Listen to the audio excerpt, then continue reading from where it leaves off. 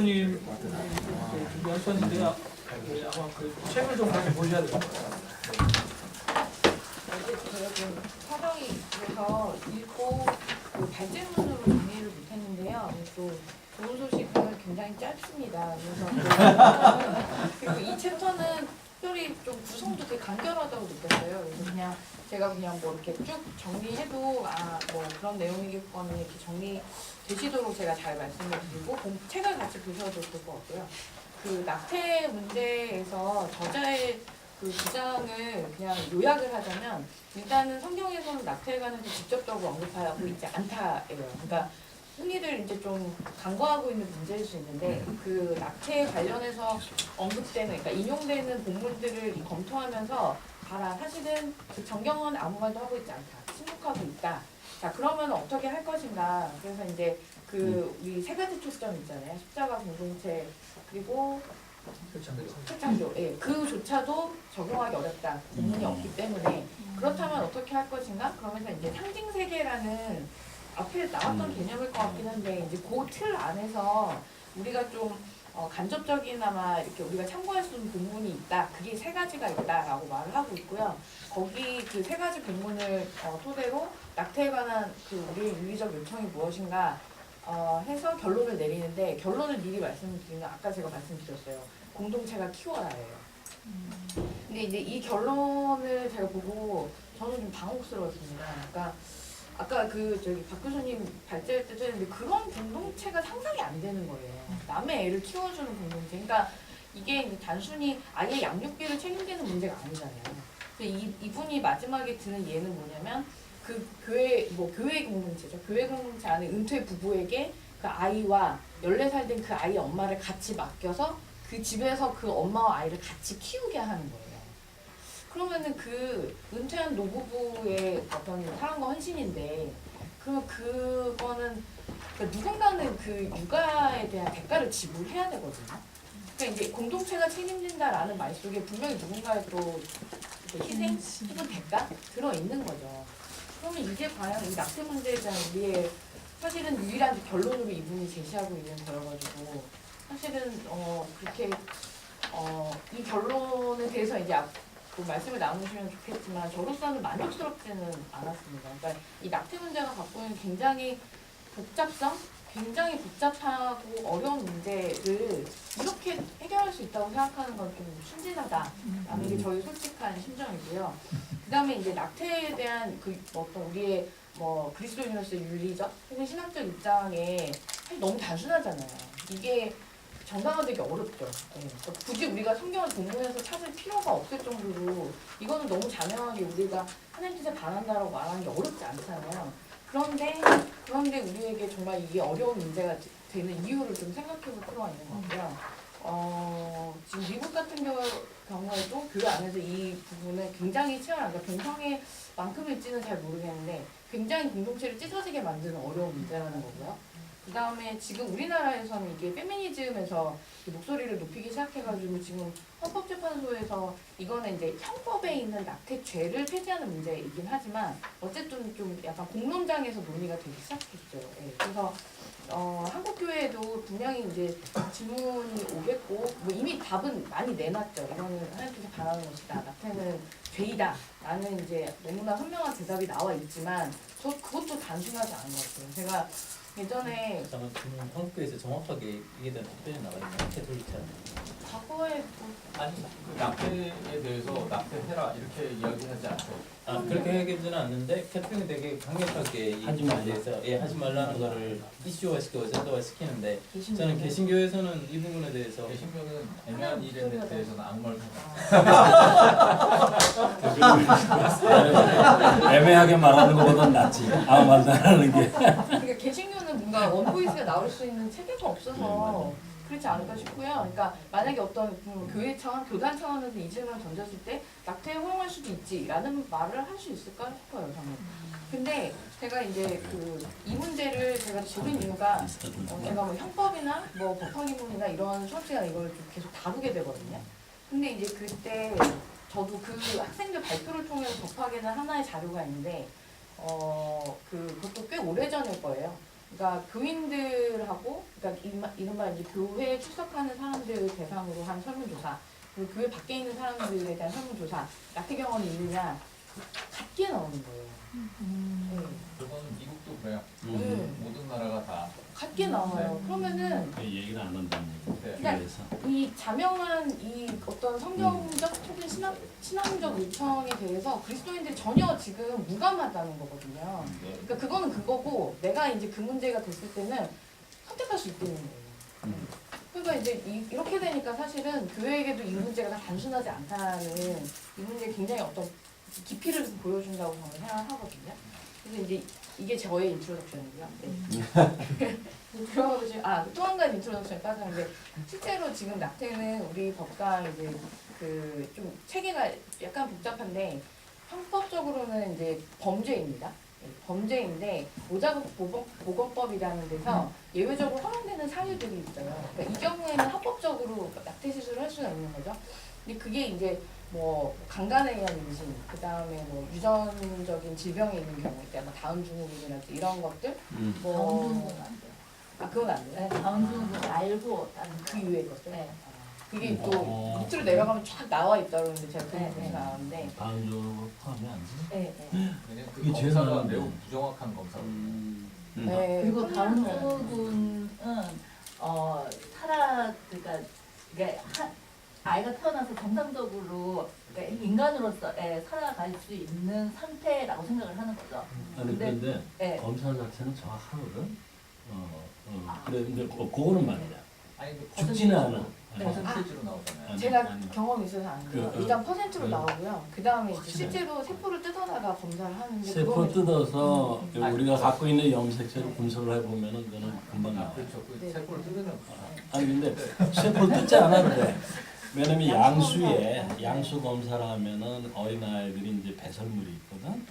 배설물 중에는 어린애 피도 있고 그래서 피만 좀 있어도 돼요. 지금 충분해. 제가 그 검사를 해봤거든요. 확률이 높게 나와요. 어. 양수 검사나 아니, 이렇게 양수 해봤거든요. 검사하면 돼. 근데 거의 그 정확해요. 확률로 나오는데 그 확률을 계산하는 그 부모와 빈자가 굉장히 묘해가지고 엄마의 예, 그게 나이가 80 말로 무조건 확률이 높고. 아니 이제 그거는 이제 그 확률이고 검사 자체는 굉장히 단순해. 과학이래요. 검사 자체는 크로모솜 획형 분석이라는 게 있어. 획형 분석만 하면 저희가 기독교 유교 네, 그래서 그러니까 허용될 수 있는 사유가 아니 있는데 이거는 윤리지. 틀리다 맞다 하는 걸 확실해야 되잖아. 안 그래? 과학다 이대로 혼돈하지 마. 그런데 실제로 사람들이 낙태를 하게 될 경우에 이유는 크게 두 가지거든요. 하나는 사회 경제적 이유, 그러니까 아이를 키울 능력이 없다. 특히 기혼자에게 이 이유가 많고요. 그다음 또 하나는 뭐냐면 어떤 이른바 수치심. 그러니까 이제 뭐 미혼모의 경우나 뭐 이런 경우에 이제 이 두 가지 사유인데 이 두 가지가 예외에 해당하지 않기 때문에 이 이유에 의한 낙태는 일단 다 불법인 거죠. 지금 그런 상태인데 그러니까 이제 이게 정확한 통계 잡기가 어려운데 그 추정 통계는 계속 나오고 있거든요. 확실한 건 출생아보다 많다요. 그거는 확실해요. 2배 정도. 저는 사실 100만이라는 얘기를 들었어요. 굉장하구나. 나 오늘 처음 들어. 출생아보다 2배 정도 많다는 걸 처음 들었어요. 아니 2배. 네, 3배도 가능한 거예요. 와, 내년. 통계가 놀라운 제대로 거. 나오지 않다. 놀라운 아니 거. 걔네들만 나와도 저출산 문제가 해결되는 거죠. 당연히 그럼요. 저출산 문제를 해결할 수 낙태만 있는데 막으면은 낙태만 막으면 저출산 문제 해결된다는 소리야. 소리잖아. 저출산 문제 해결하기 위해서 낙태는 거. 이건 좀 약간 연결이 우리 계속 좋은 방향으로 실천하는 이게 그 낙태 문제를 그동안 그 과거 정부들이 이 출산율 문제랑 연결시켰기 때문에 가장 비판을 많이 받고 있거든요. 그러니까 출산율을 좀 억제하고 싶으면 법을 가동해요. 근데 이 출산율을 좀 이제 띄워야겠다 싶으면 일부러 손을 놓는 거죠. 그러니까 이 법이 사실은 진짜 수범자들한테 완전 신뢰를 잃은 법이고요. 거의 약간 사문화됐다고 해도 무방할 정도로 걸리면 걸리는 법이 된 거예요. 네. 그래서 지금 좀 전에 찾아봤는데 작년에 태어난 아기들이 35만 정도 되거든요. 그러면은 지금 제가 60만도 들었고 100만이라는 그 연구도 봤거든요. 그러면은 2배, 3배 가능한 거죠. 그러니까 어마어마하게 지금 낙태 시술이 이루어지고 있다. 예, 그래서 정말 심각한 문제라는 얘기를 하면서 제가 간단하게 이제 오프닝은 다 네. 아니 인트로덕션이 이렇게 심각하면은 그쵸. 메인 바디는 더 심각하겠네. 그래서 확실히 주의를 환기시키기 위해서 이론을 미리 말씀드려서 그렇고요. 아시다시피 미국에서 뭐 그 로앤웨이드라는 유명한 판결이 있었고요. 이제 프로라이프, 프로초이스 해서 그 그러니까 생명 지지, 그다음에 선택권 지지 이래서 약간 태아와 여성의 구조 이 문제를 다루게 되었고요. 그러니까 제 생각 말씀드리면 이분도 그렇게 얘기하지만 이건 틀렸다예요. 그 구도 그렇게 구도를 잡았다는 게 사실은 기독교 윤리 관점에서도 틀렸지만 여성주의자들도 그렇게 틀렸다고 보더라고요. 그러니까 당시에는 그 전략이 먹혔을지 모르지만 지나고 보니까 그 전략이 좀 틀렸다. 그러니까 틀을 잘못 짰던 문제가 있는데 어쨌든 미국에서는 좀 성공적으로 이게 낙태 합법화를 이끌어냈거든요. 네, 그래서 이제 그런 굉장히 많은 이슈들이 있는데 네, 그 673페이지 1번 본문 읽기에 가기 전에 673페이지 중간에 인용한 부분이 이제 스탠리 하우어스의 낙태에 관한 그 코멘트가 있습니다. 이게 좀 나중에 토론하실 때 좀 생각해 볼 것 같아서 한번 읽어보려고 하는데요. 낙태에 대한 그리스도인의 반대는 실패했다. 왜냐하면 도덕적 도전을 공공정책의 한계 내에서 해결하려고 시도함으로써 우리는 우리의 낙태 거부를 이해시킬 만큼 우리의 깊은 확신을 보여주지 못했기 때문이다. 그리고 우리는 기독교적 확신에 따른 정치 체제에는 낯선 정치가 결정한 낙태에 관한 도덕적 질문의 설명을 무비판적으로 수행했기 때문에 우리의 첫 번째 정치적 과제에서 실패했다. 그러니까 이제 여기 보면은 낙태에 찬성하십니까? 반대하십니까? 이렇게 묻는 그 구도에 기독교인들이 그냥 말려 들어갔다는 거죠. 그래서 여기에서 우리는 정치적으로 실패했다. 오히려 우리가 도덕적 성찰의 틀을 깔고 사람들로 하여금 거기에 와서 고민하게 만들었어야 되는데 거기서 일단 실패했다라는 거고요. 좀 생각해볼 여지가 많은 것 같습니다. 그래서 1번 본문 읽기는 결론이 앞에 나오는데요. 성경에는 낙태에 대한 본문이 없다예요. 그러니까 이제 사람들이 너 낙태에 찬성하면 너 그리스도인 아니야? 낙태 반대하면 그리스도인이야? 이런 리트머스지로 활용하려고 하는 사람들이 간과하고 있는 거라는 거죠. 그러니까 사실 명시적으로 언급한 게 없다라는 그런 의미입니다. 그래서 다음 페이지에 넘어가시면 중간 부분에 이제 출애굽기, 신명기 인용 부분하고요. 출애굽기 21장 본문이 있는데 앞에 있는 거는 이제 살인하지 말라라는 거. 그러니까 이제 살인 이퀄 낙태 이렇게 놓으면 이 본문이 적용이 되는 거죠. 근데 사실 이것도 개념적인 문제를 제기해요. 낙태가 살인인가? 라는 질문을 던지고.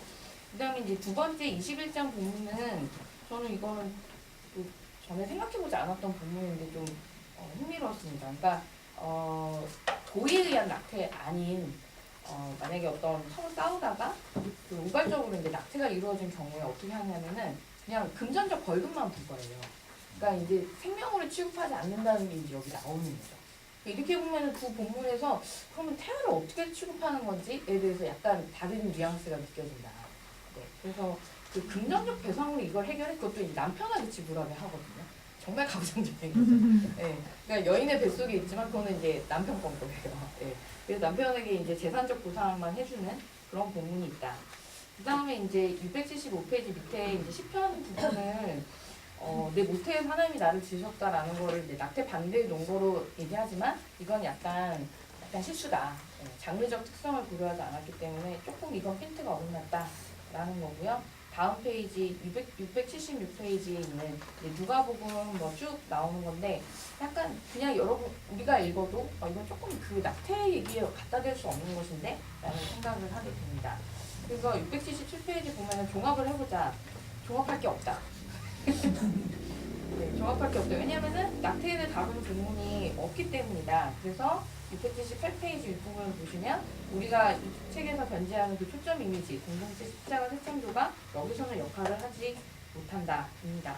그래도 뒷부분에 보면은 그렇다고 그러니까 낙태를 뭔가 긍정적으로 이렇게 보는 그런 것도 사실 없죠.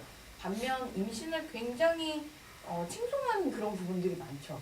그러니까 자식을 나의 기업이요, 뭐 상급이요, 이렇게 칭송하고 그리고 이제 아이 갖지 못하는 여성의 굉장히 처절한 기도 이런 게 나오잖아요. 그러니까 이렇게 보면은 사실은 뭐 낙태에 관한 얘기는 아니지만 임신에 관한 칭송이 너무 많기 때문에 이거는 뭐 당연히 낙태에 대한 뭐 이렇게 부정적 뉘앙스라는 거는 충분히 우리가 읽을 수 있을 것 같습니다.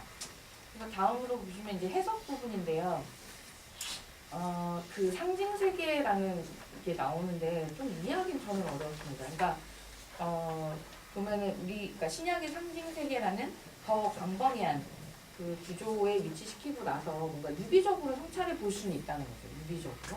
그러니까 일단 신약의 상징 세계에서 제일 중요한 그 원리는 하나님이 창조주이시며 생명의 창시자이시라는 거죠. 네, 이거는 뭐 별로 인용이 필요 없을 거죠. 그러니까 생명이라는 것의 주권이 온전히 하나님에게 있다. 그러니까 우리가 살인을 비난하고 자살을 비난하는 것과 마찬가지로 낙태도 그 같은 맥락에 올려놓을 수 있는 거죠. 그러니까 이게 태어났느냐 태어나지 않았느냐, 이게 인격체냐 아니냐, 그러니까 법적으로 특히 이제 인격체냐 아니냐가 되게 정말 그러니까 법마다 데피니션이 다르거든요. 그러니까 형법상 그러니까 그러니까 법적으로 인격을 갖는 시점, 형법상 뭐 헌법상 다 다르거든요. 그러니까 이제 이런 난해한 문제를 사실 우리는 건드릴 필요는 사실 없었던 거예요. 그러니까 이 우리의 신약적 상징 세계 안에서는 모든 생명의 주권이 하나님께 있으면은 뭐 태안에 있든 태밖에 있든 이거는 중요하지가 않은 거예요. 그래서 네. 그래서 이분이 그런 상징 세계 내에서 은유적으로 상관관계를 찾을 수 있는 부분을 세 가지 제시하고 있습니다. 681페이지 윗부분에 보시면 선한 사마리아인이에요. 되게 창의적이다. 그런 생각을 했는데 한번 여러분들 생각해 보실 필요가 있는데 여기 보면은 사마리아인이 이웃의 범주 안에 포함이 되죠. 네. 그러니까 우리가 이 본문에서 우리가 도출할 수 있는 거는 무력한 사람들이 이웃이 되도록 부름받았다는 거죠. 그리고 태아는 그 무력한 이웃이라는 거죠. 그러니까 이제 비록 태어나지 않는 그 생명이지만 우리가 그 무력한 어떤 존재의 이웃이 되도록 부름받았다는 거 그렇지 않냐 이렇게 말씀하셨고요. 네. 그 다음에 두 번째는 672페이지인데 예루살렘 공동체입니다. 그 잘 아시다시피 초대교회에서는 공동체 안에서 경제적인 측면에서의 나눔과 돌봄. 그러니까 이 경제적이라는 게 사실 여기서는 좀 중요하죠. 다들 이제 그렇게 생각하시지 않을까 싶은데, 그러니까 우리가 뭐 중보기도 해줄게라는 말을 해도 실제로 내 지갑을 열어서 내 걸 나누느냐 그것도 다른 문제잖아요. 근데 이 실천이 가능했던 공동체라는 점에서 이제 초대교회의 그 아주 강력한 힘이 있는 거죠. 그래서 사실 제가 아까 그 사회경제적 이유로 인한 낙태가 많다고 말씀을 드렸는데 여기에서 이제 교회의 책임이 이제 굉장히 강조가 될 수 있다는 겁니다. 그래서 그 인용 부분 밑에 단락을 보시면은 교회에서는 경제적 이유나 어머니가 아이를 돌볼 능력이 없다는 이유로 낙태를 정당화하는 일이 없어야 한다. 공동체는 책임을 지고 어머니가 아이를 돌보는 데 필요한 모든 환경을 조성해야 한다. 낙태가 아니라 나눔이다. 그러니까 초대교회가 그 경제적 필요를 서로 이렇게 책임져주는 그런 공동체를 이루었던 것처럼 경제적 이유 때문에 아이를 낳을 수 없고 키울 수 없는 그 아이들은 공동체가 책임을 져야 한다라는 겁니다. 그래서 그 밑에 좀 굉장히 강력하게 말씀하고 있는데 자유주의 개신교 교회가 자녀들을 양육할 능력이 없는 가난한 여인들을 위해 낙태를 옹호하는 것은 교회가 공동의 나눔을 위한 비전을 상실했고 그래서 결과적으로 죽음의 능력을 굴복했다는 확실한 비극적 상징이다. 교회가 낙태 문제에 대해 혼란스러워하는 것은 경제와 관련된 복음의 명령에 좀 더 근본적으로 신실하지 못했음을 보여주는 징후이다.